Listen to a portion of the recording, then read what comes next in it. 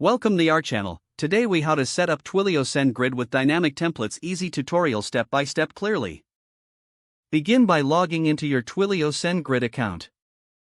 If you don't have an account, visit the Twilio website to create one. Once you're logged in, navigate to the dashboard. Click on the Templates option in the left-hand menu. Select Dynamic Templates from the drop-down. To create a new template, click on the Create Template button. Give your template a meaningful name. Now, click on Add Version to begin designing your template. You will see an editor where you can choose between HTML or the drag-and-drop interface. If you're using the drag-and-drop interface, simply drag elements to the canvas. Customizing text, images, and buttons can be done using the options provided.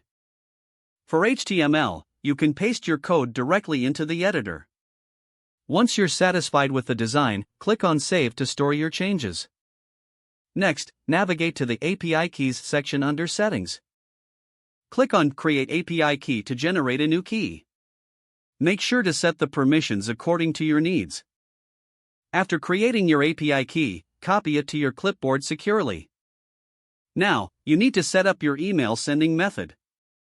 Open your favorite code editor and create a new project. Install the SendGrid Node.js library via npm if you're using Node.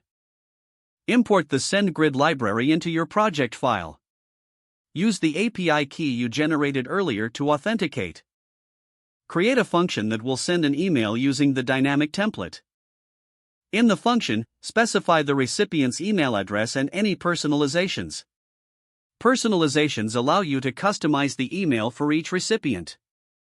Use the template ID from the dynamic template you created earlier. Finally, call the function and ensure that your email is sent. Test the entire process by sending a few test emails to confirm everything works. Don't forget to like this video and subscribe to our channel for more step-by-step tech guides.